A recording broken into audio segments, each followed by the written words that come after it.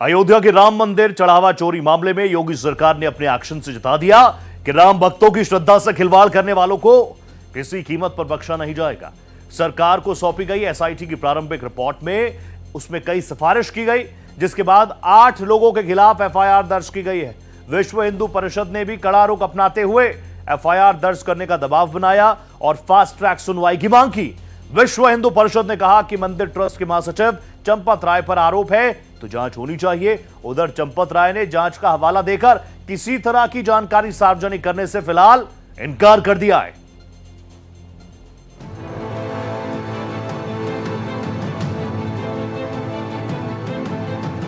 अयोध्या राम मंदिर चंदा चोरी मामले में योगी सरकार एक्शन मोड में है।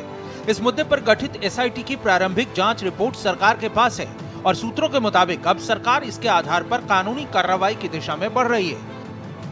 बताया जा रहा है कि एसआईटी ने अपनी जांच में पाया है कि दान प्रबंधन में गंभीर खामियां थी। 150 संदिग्धों में 17 लोगों के नाम उभर कर सामने आए हैं। जांच के दौरान दान राशि के रिकॉर्ड और सीसीटीवी फुटेज खंगाले गए, लेकिन सूत्रों के मुताबिक कुछ महत्वपूर्ण समय के सीसीटीवी फुटेज गायब हैं या डिलीट किए जाने की आशंका है, जिन्हें रिकवर करने के लिए अब तकनीकी एक्सपर्ट्स की भी मदद ली जा रही है। इस विषय में लग रहे सब आरोपों की जांच एक निश्चित समय में पूरी होगी और कोर्ट में चालान फाइल होना। हम तो अपेक्षा करेंगे कि वो फास्ट ट्रैक कोर्ट हो। इस मुद्दे पर विश्व हिंदू परिषद ने कड़ा रुख अपनाते हुए एफआईआर दर्ज करने और निष्पक्ष और त्वरित न्याय के लिए फास्ट ट्रैक कोर्ट में प्रतिदिन सुनवाई की मांग की है। खबर है कि इस मुद्दे पर प्रधानमंत्री कार्यालय ने आरोपों के आधार पर राम मंदिर ट्रस्ट से चंदे का हिसाब, आय व्यय और बैंक खातों से जुड़ी विस्तृत जानकारी मांगी थी, लेकिन सूत्रों के अनुसार चंपत राय ने जांच का हवाला देते हुए पीएमओ से भी पूरी जानकारी साझा करने से इनकार कर दिया है।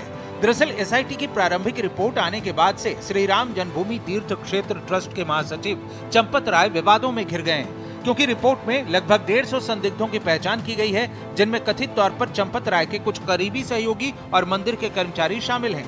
वीएचपी अध्यक्ष आलोक कुमार ने साफ कहा कि जिन पर भी आरोप हैं, उनकी जांच होनी चाहिए और दोषियों को कड़ी सजा मिलनी चाहिए। एसआईटी अयोध्या पहुंची तो चंपत जी ने एसआईटी को कहा कि मैं महामंत्री हूं, मैं सबसे पहले आपकी पूछताछ के लिए स्वयं को उपस्थित कर रहा हूं।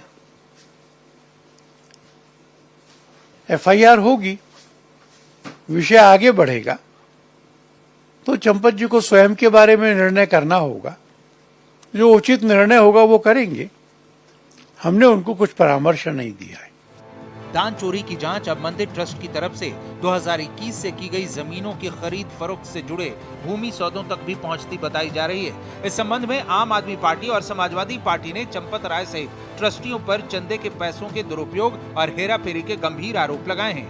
आप सांसद संजय सिंह ने लखनऊ कमिश्नर के दफ्तर पहुंचकर एसआईटी अध्यक्ष कमिश्नर विजय विश्वास पंत को जमीन खरीद से संबंधित कथित हेराफेरी के सबूत सौंपे हैं, जबकि योगी सरकार ने इस मामले पर सख्ती दिखाते हुए फिर दोहराया है कि एक भी दोषी बचेगा नहीं।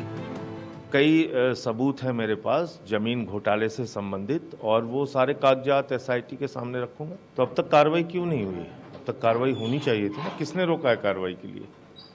आपस में ही एक दूसरे से मांग कर रहे हैं। तो समाजवादी पार्टी के मुखिया को अपने जमाने के भ्रष्टाचार के सारे नियम कायदे पता है। प्रभु रामलला हम सबकी आस्था के केंद्र है और आस्था के केंद्र पर लगातार इस प्रकार की बयानबाजी करना, जहां आज तक आप दर्शन करने की हिमाकत भी नहीं कर पाए हो, क्योंकि आपको पता है जब भी आप दर्शन करने जाएंगे अयोध्या धाम में, आपका जो तुष्टिकरण का फार्मूला है फेल हो जाएगा। जो भी दोषी होगा उसमें बचेगा नहीं। इन सब के बीच राम मंदिर में चढ़ावे की कथित गड़बड़ी की जांच की मांग वाली याचिका पर सुप्रीम कोर्ट ने भी राज्य एसआईटी की जांच का हवाला देते हुए इस पर तत्काल सुनवाई से इनकार किया है। सर्वोच्च अदालत अब 29 जून को तय करेगा कि मामला सुनवाई योग्य है या नहीं। दायर याचिका में सीबीआई की निगरानी में समिति बनाकर जांच की मांग की गई है। दायर याचिका में सीबीआई की अध्यक्षता में समिति बनाकर पूरे मामले की जांच की मांग की गई है। साथ ही यह भी कहा गया है कि वहां पर जो दस्तावेज है या सीसीटीवी फुटेज कैमरा है, उन सब को तुरंत जब्त करने का आदेश दिया जाए ताकि उससे छेड़छाड़ न हो सके।